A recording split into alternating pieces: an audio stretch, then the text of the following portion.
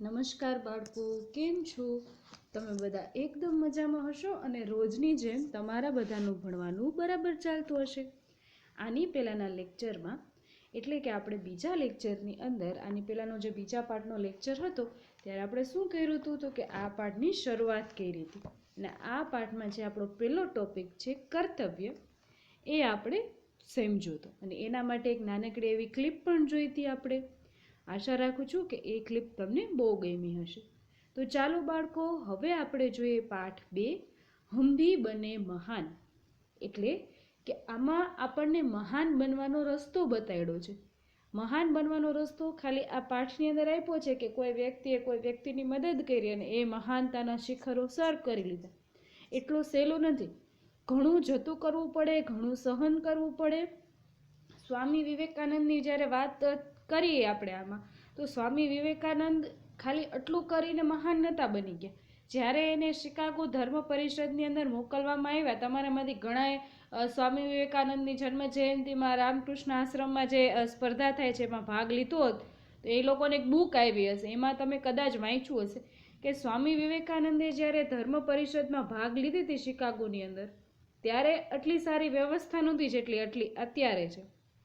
ત્યારે એક રેલવે સ્ટેશનની ઉપર જ્યાં ફ્રૂટના ને એના કરંડિયા પડ્યા હોય ને એવી જગ્યાએ એ વ્યક્તિએ ઠંડી રાતમાં આખી રાત ત્યાં કાઢેલી હતી. તમે કે હું કોઈ એ વસ્તુ ન કરી શકીએ. એટલે મહાન બનવાનો રસ્તો અહીંયાથી પસાર થાય છે. આમાં આપેલા જે નિયમો છે ને, આમાં આપેલા જેને કહી શકાય કે લક્ષણો છે ને વ્યક્તિના, ત્યાંથી ખાલી પસાર થાય છે ઘણો આગળ. હું આશા રાખીશ કે એ આગળના રસ્તા ઉપર જવાનું તમે વિચારો. તો આજે આપણે જોવાનું છે એના પછીનો ટોપિક નિયમ સબકે લીએ હે, એટલે કે નિયમ બધા માટે છે. સ્કૂલમાં પણ કોઈ નિયમ બનેલો હોય તો એ બધા માટે હોય. મોનિટર માટે પણ સરખું હોય, સ્કૂલમાં કોઈ ટીચરનો દીકરો હોય તો એના માટે પણ સરખો હોય અને કોઈ પણ વ્યક્તિ હોય એના માટે સરખું હોય. હવે અહીંયા આપણે જોઈએ सन 1885 की है बात सन 1885 की है, पूना में न्यू इंग्लिश स्कूल में समारोह हो रहा था. પૂનામાં એક ન્યૂ ઇંગ્લિશ સ્કૂલ કરીને છે, ત્યાં એક નાનકડો એવો સમારોહ એટલે કે એક નાના એવા ફંક્શન, એન્યુઅલ ફંક્શનનું આયોજન થયું હતું. પ્રમુખ દ્વાર પર એક સ્વયંસેવક નિયુક્ત હતા. સ્વયંસેવક એટલે વોલેન્ટિયર, જે પોતાની રીતે, નામ કે છે, લક્ષણ કેવા છે, સ્વયંસેવક પોતાની રીતે સેવા કરવા માટે ઈચ્છુક છે. એને કંઈ એનું પેમેન્ટ નથી હોય. આપણે ઘણી જગ્યાએ જાય, જેમ કે BAPS સ્વામિનારાયણ સંસ્થાન છે, તો એના આપણે કોઈ પણ જગ્યાએ જાય તો એ લોકો આપણને કેવી રીતે ટ્રીટ કરતા હોય. હમણાં અહીંયા હતું પ્રમુખ સ્વામી મહારાજનું 2 વર્ષ પહેલાં, તમે જો ત્યાં વિઝિટ કરી હોય તો ત્યાં કેટલા લોકો હતા સ્વયંસેવક તરીકે. તો ઘણા રોટલી વણતા હતા, ઘણા રસોઈ કરતા હતા, ઘણા આપણને રસ્તો બતાડતા હતા, ક્યાંય આપણે ભૂલા પડી જાય તો બહુ પ્રેમથી આપણી જોડે વાત કરતા હોય. તો એના કોઈ પેકેજ ન હોય બેટા, એનું પેમેન્ટ ન હોય. એ પોતાની રીતે લોકોની સેવા કરવા માટે આગળ આવેલ વ્યક્તિ છે, એટલે એને સ્વયંસેવક કહેવાય. जिसे यह कर्तव्य भार दिया गया था कि आने वाले अतिथियों के निमंत्रण पत्र देखकर उन्हें सभा स्थल पर यथास्थान बिठा दे. હવે આનું એક નાનકડું એવું આપણે ઉદાહરણ દઈએ કે ક્યારેય આપણે કોઈ મેરેજ સેરેમનીમાં જાય. મેરેજ સેરેમનીમાં તો એવું નથી હોતું, પણ તમે કરંટ લાઈફનું ઉદાહરણ દઈએ તો આપણે પહેલાં સર્કસ જોવા જતા કે પિક્ચર જોવા જતા, તો ત્યારે શું હોય, આપણી ટિકિટ જોવે અને આપણી ટિકિટમાં કઈ જગ્યાએ સીટ છે એ ત્યાં આપણને રસ્તો બતાડી દે. હવે એ તો પૈસા લઈ અને કામ કરતા હોય. આ સ્વયંસેવકને શું કીધું હતું કે જે કોઈ પણ અતિથિ ગેસ્ટ આવે એને નિમંત્રણ પત્રક એટલે આમંત્રણ કાર્ડ આપણે એને આપેલું હોય, કંકોત્રી છે કે વિઝિટ કાર્ડ માટે આપણે કંઈને આપેલું હોય તો એ વ્યક્તિએ સાથે લઈને આવવાનું અને એમાં એની જગ્યા મેન્શન કરેલી હોય. મોટી મોટી જે સમારોહ હોય એમાં તમે જોતા હશો સ્ટાર પરિવારના એવોર્ડ અને ઘણા બધા એવોર્ડમાં એ વ્યક્તિનું પાછળ ખુરશી ઉપર નામ લખેલું હોય, તો એને ત્યાં જ બેસવાનું. બરાબર, જે હીરો કે હિરોઈન સલમાન ખાનનું નામ હોય ને શાહરૂખ ખાન ન બેસી શકે, ત્યાં એને જ બેસવાનું. એ સલમાન ખાન ગોતવા ન જાય કે મારું નામ ક્યાં લખેલું છે. જે આગળ એના સ્વયંસેવક કે વોટ એવર જેને રાખ્યા હોય, એ સ્વયંસેવક તો ન હોય એવી પાર્ટીઝમાં, એને જગ્યા બતાડી દે. તો એને નિમંત્રણ પત્ર જોઈ અને સભા સ્થળ પર યથાસ્થાન એને બેસાડી દેવાનું હતું. उस समारोह के मुख्य अतिथि थे मुख्य न्यायाधीश महादेव गोविंद रानडे. કોણ હતું આ સમારોહના મુખ્ય અતિથિ? કોણ હતા? જે આપણે હોય કે સ્પેશિયલ ગેસ્ટ આપણે જેને કહીએ એ મુખ્ય અતિથિ હતા મહાદેવ ગોવિંદ રાનડે. એ સમયમાં શું કામ એને એટલા બધા ફેમસ હતા? હજી જો કે માનને પાત્ર વ્યક્તિ છે. કો ફાઉન્ડર હતા. કો ફાઉન્ડર એટલે કે કોઈ પણ વસ્તુનો શિલાન્યાસ કરવામાં એણે પોતાનું યોગદાન આપેલું હોય તો એ છે કે ઇન્ડિયન નેશનલ કોંગ્રેસ. પહેલાં ખાલી કોંગ્રેસ, ત્યારે કોંગ્રેસ અને ભાજપનું હતું, ત્યારે ઇન્ડિયન નેશનલ કોંગ્રેસ હતું અને એની સ્થાપનામાં એણે પોતાનું યોગદાન આપેલું હતું. અને બહુ જેને કહેવાય કે સમાજમાં આદરણીય પાત્ર હતા અને એને મુખ્ય અતિથિના સ્વરૂપમાં બોલાવેલા હતા. जैसे ही वह विद्यालय के द्वार पर पहुंचे वैसे ही स्वयं सेवक ने उन्हें अंदर जाने से शालीनता पूर्वक એટલે બહુ જ શાંતિથી વિવેકથી રોક દિયા और निमंत्रण पत्र की मांग की. કોઈ પણ જગ્યાએ આપણે જાય તો આપણને કેટલું વ્યવસ્થિત રીતે સ્વયંસેવકો ટ્રીટ કરે. એક મિનિટ ભાઈ, એક મિનિટ બેન, તમારી પાસે કોઈ વસ્તુ કે તમારી પાસે રહી ગયું હોય તો આ રાખી દો, પછી અંદર જાઓ. કેટલું સ્વીટલી લોકો પોલાઇટલી વાત કરતા હોય. તો આ સ્વયંસેવકે પણ એવી જ રીતે એની જોડે વાત કરી અને એની પાસે નિમંત્રણ પત્રની માંગ કરી. તો એણે શું કીધું? બેટા મેરે પાસ તો નિમંત્રણ પત્ર નહીં હે. તો ઓલો જે સ્વયંસેવક છે એને શું કહે છે? ક્ષમા કરે તબ આપ અંદર પ્રવેશ ન કર સકેંગે. કેટલું વ્યવસ્થિત કીધું. જો એ મુખ્ય અતિથિ છે તેમ છતાં એની પાસે નિમંત્રણ પત્ર નથી તો એણે કહી દીધું કે તો તમે અંદર જઈ શકશો નહીં. द्वार पर रांडे को देख कर स्वागत समिति के कई सदस्य आ गए और उन्हें मंच की ओर ले जाने का प्रयास करने लगे. હવે એ બાળકને કદાચ એ જે વ્યક્તિ ત્યાં ઊભો છે એને કદાચ ખબર પણ ન હોય કે આ મુખ્ય અતિથિ છે કે આટલી પહોંચેલી હસ્તી છે. ત્યારે તો એવા કંઈ ટીવી કે એવું કાંઈ હતું નહીં કે આપણે રોજે એ લોકોને જોતા હોય. તો એને શું કહે છે કે કદાચ એની ભૂલ થઈ ગઈ એટલે સ્વાગત સમિતિના લોકો જ ત્યાં આવી જાય છે અને જે મહાદેવ ગોવિંદ રાંડે છે એને જગ્યાએ લઈ જવાનો પ્રયાસ કરે છે. पर स्वयंसेवक ने आगे बढ़कर कहा, श्रीमान मेरे कार्य में यदि स्वागत समिति के सदस्य की रोड़ा अटकाएंगे तो रोड़ा એટલે કે બાધા, આપણે કહીએ ને કે બાધા કોઈ કામમાં નાખવું એમ, તો फिर मैं अपना कर्तव्य कैसे निभा सकूंगा. એ બહુ વ્યવસ્થિત વાત કરે છે. સ્વાગત સમિતિને જ કહે છે એક તો તમે મને એમ કીધું છે કે અહીંયા જે કોઈ પણ વ્યક્તિ આવે એની પાસે નિમંત્રણ પત્રક લેવાનું. આ વ્યક્તિ પાસે મેં નિમંત્રણ પત્રક ન લીધું તો તમે એ વ્યક્તિને ત્યાંથી જવા દીધી. એને જોઈને કોઈ મને બીજા કહેશે તો હું શું કરીશ? कोई भी अतिथि हो उसके पास निमंत्रण पत्र होना ही चाहिए. भेदभाव की नीति मुझसे नहीं बरती जाएगी. भेदभावની નીતિ એટલે કે આની પાસે નિમંત્રણ પત્ર માંગો અને આની પાસે ન માંગો એવી નીતિ, એવું કામ મારાથી સહન થશે નહીં. वह स्वयंसेवक आगे चलकर गोपाल कृष्ण गोखले के नाम से प्रसिद्ध हुआ और देश की बड़ी सेवा की. એ સ્વયંસેવકના સ્થાન ઉપર કે જેણે મહાદેવ ગોવિંદ રાંડેની પાસે જે એને નિમંત્રણ પત્રકની માંગણી કરેલી હતી એ વ્યક્તિ આગળ જઈ અને બહુ મોટી વ્યક્તિ બને છે, ગોપાલ કૃષ્ણ ગોખલે.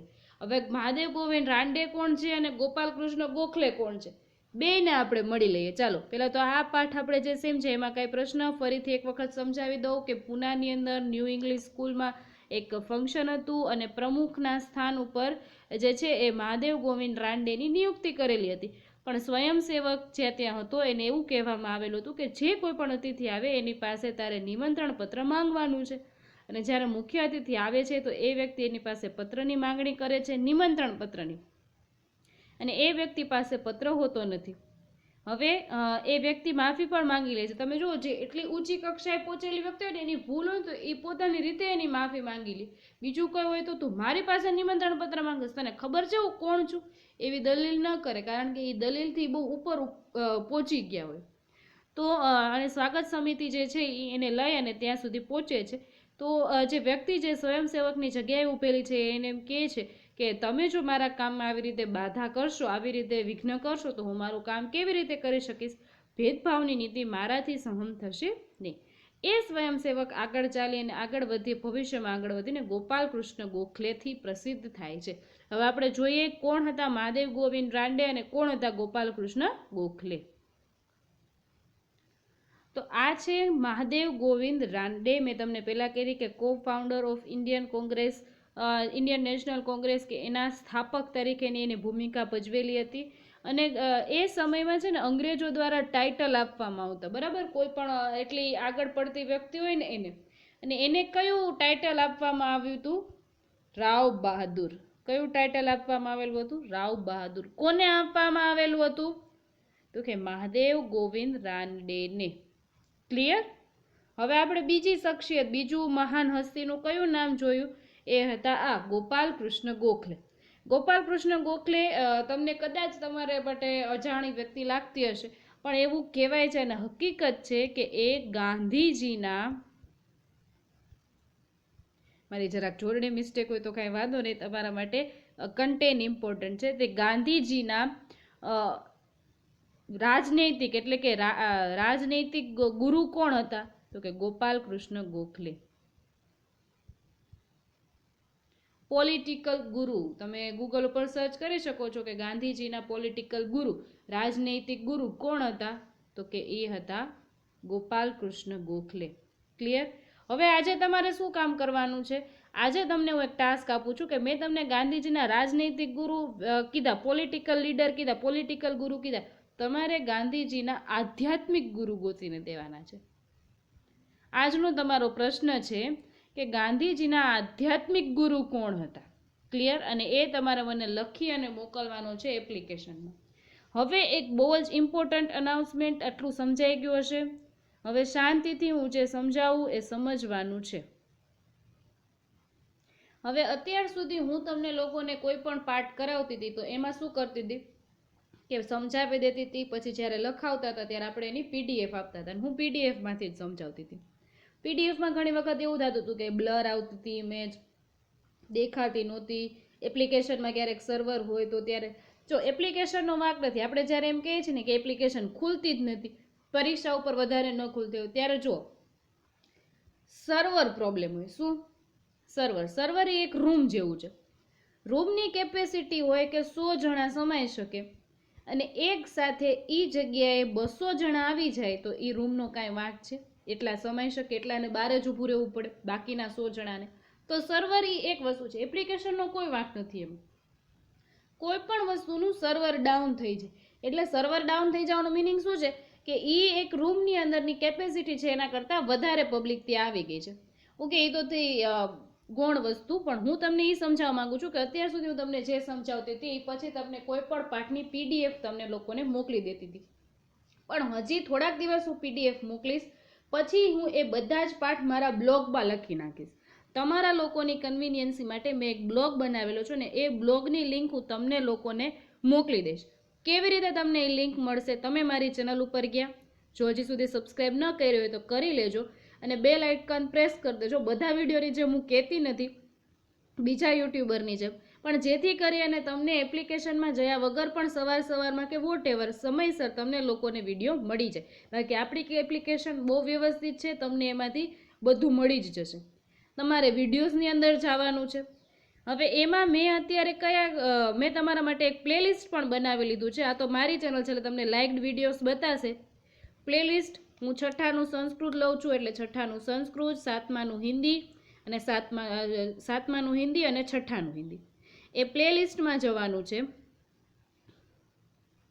એ પ્લેલિસ્ટમાં મેં તમારો જે છેલ્લો વિડીયો મૂક્યો હતો, મેં અત્યારે સ્વાધ્યાય બેટી વાળું જે સ્વાધ્યાય કરાવ્યું હતું એનો મેં બ્લોગ લખ્યો છે. હવે એના સુધી તમારે કેવી રીતે પહોંચવાનું છે એ તમે જુઓ. તમે એ વિડીયો ઓપન કર્યો,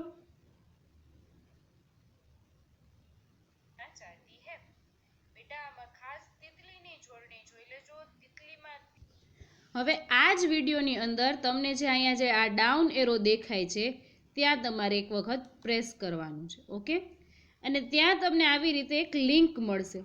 એ લિંકને તમારે ક્લિક કરવાની છે ઓર વોટેવર એને તમારે ટચ કરવાની છે. પછી થોડીક વખત ફોનને એનું કામ કરવા દેવું, તમારે શાંતિથી જોવું કે ફોન શું કરે છે. બસ એ લિંકને ક્લિક કરશો એટલે આ મારો બ્લોગ છે, એટલે મારું નામ આવી ગયું ખુશાલી જોશી, તમારું ધોરણ હિન્દી સ્ટાન્ડર્ડ 7 અને તમારું કાવ્ય 1 બેટી. જે મેં પાકા ચોપડાની પીડીએફમાં આપેલું હતું સેમ ટુ સેમ બધી જ વસ્તુ મેં આમાં લખીને રાખેલી છે. હવે આ કરવાનું કારણ શું છે? તમે જ્યારે ઈચ્છો ત્યારે તમે આ બ્લોગને જોઈ શકો છો. બરાબર? પીડીએફ ક્યારેક એવું થશે કે તમારાથી ડિલીટ થઈ જશે, મારા ફોનમાંથી ડિલીટ થઈ જશે, પણ બ્લોગમાં જે છે એ એઝ ઇટ ઇઝ રહેશે. ખાલી જગ્યા જો અહીંયા વચ્ચે હું નથી લખતી, બેટી ધરતી પર ખાલી જગ્યા કી તરહ ચમકના ચાહતી હે, તો મેં છેલ્લે લખ્યું છે ચાંદ, પણ તમારે ત્યાં નથી લખવાનું, તમારે ખાલી જગ્યામાં જ લખવાનું છે. જો તમે પહેલાં મેં PDF આપી હતી ત્યારે જ જોઈ લીધી હોય તો મને કોઈ પ્રશ્ન નથી, પણ તેમ છતાં એક વખત બ્લોગ ખોલીને જોઈ લેવો કે જેથી કરીને તમારા ફોનમાં એક્સેસ થાય છે કે નથી થતો એનો તમને ખ્યાલ આવે. આ અત્યારે કરવાની રિક્વાયરમેન્ટ એટલી જ છે કે આપણું બધાનું ગૂગલ અકાઉન્ટ ક્રિએટ થઈ ગયું છે અને આ ઇઝીલી આપણે એક્સેસ કરી શકશું, કારણ કે આ બ્લોગ છે એ ગૂગલની જ એક પેરેન્ટ કહી શકાય કે પેરેન્ટ એની હેલ્પ છે, પેરેન્ટ એપ છે. તો આશા રાખીશ કે આ વસ્તુ તમને લોકોને ગમી હશે અને આમાંથી તમે કાંઈક આનો પ્રોપરલી યુટિલાઇઝ કરી શકશો. તો બાળકો, હવે મળીશું આના પછીના લેક્ચરમાં. ત્યાં સુધી તમારું ધ્યાન રાખજો. આવજો.